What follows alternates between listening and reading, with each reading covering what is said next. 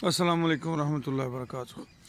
आप अपने फार्म पे जब भी बुल रखें, कोशिश करें उसे अच्छी तरह देखभाल के उसके पुट्ठे चेक करें, उसके सींगों को चेक करें, उसकी सींगों की गुलाइयाँ चेक कीजिए तो उसके सींग जो हैं वो अच्छे मुड़े हुए हों।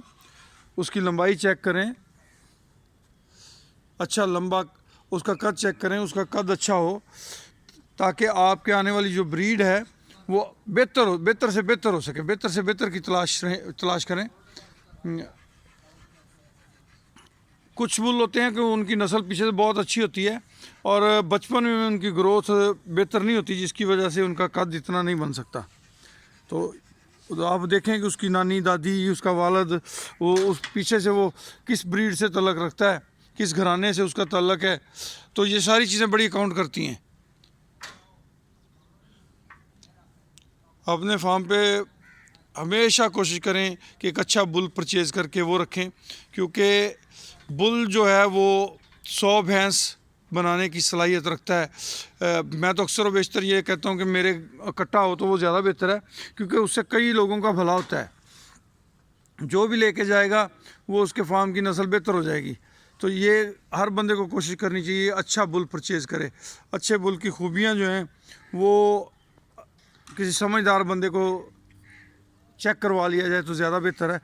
ये एक मेरे साथ लाड़ियाँ कर रहा है जी, ये देख लें, अब ये देख लें, ये देख, ये देख, ये अब इनको क्या समझाया बंदा कि यार काम कर रहे हैं ना पंगे ले, पर हटते नहीं हैं। ओए ये दे काम। बुल पे बात हो रही थी तो बीच में हमारे जो चैम्पियन साहब हैं ये आ गए, तो अब इनको पंगा लेने की आदत है। ये अब निकल गया जी, ये निकल गया है, मस्तियाँ कर रहा है जी माशाल्लाह। बुल परचेज़ करते वक्त आपने उसके सींगों का ध्यान करना है, उसकी बुथी का, उसकी लंबाई का, ऊंचाई का, पुट्ठे का, कोली का, धुन्नी का, हर चीज़ को मद्देनज़र रखते हुए आपने बुल परचेज़ करना है। बुल जो है वो आपके फार्म की शान होता है, वो उससे आपके मुल्क की ब्रीड में बेहतरी आती है। और अपने मुल्क की ब्रीड में बेहतरी के लिए हर शख्स को अपना अपना किरदार अदा करना चाहिए। और जानवर जब आपका हीट में आता है तो बुल उसका पीछा करता है, तो ऐसे मौके पे थोड़ी सी जानवर की आपको हेल्प करनी चाहिए। ये देखें, जैसा कि हमने हमारी इस भैंस को ये अगले दो जो है ना वो पाँव इसके बांधे हुए हैं ताकि ये मामला इनके आसानी से हो जाएं। बुल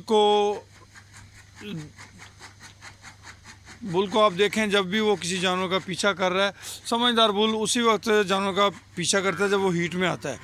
अगर आपका जानवर हीट में नहीं है तो कभी भी आपका बुल उसके पीछे नहीं चलेगा।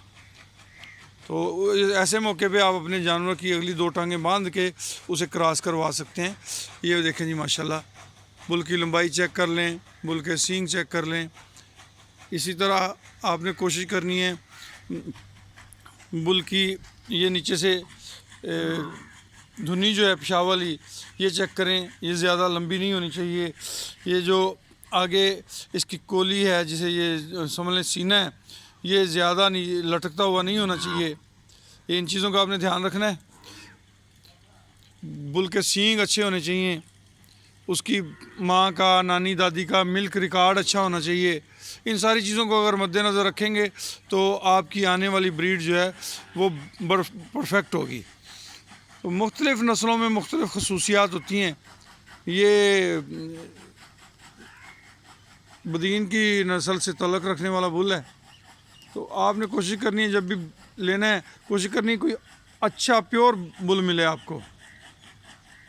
और नीली रावी का क्रॉस है, इसी तरह नीली बदीन का क्रॉस भी बहुत आउट क्लास रिज़ल्ट देता है, उसके बच्चे भी बहुत आउट क्लास आते हैं। तो हमेशा अच्छी नस्ल और अच्छी चीज़ को देखते हुए वो अपने फार्म की जीनत बनाएं। अल्लाह आप तमाम दोस्तों को खैर व बरकत से नवाजे।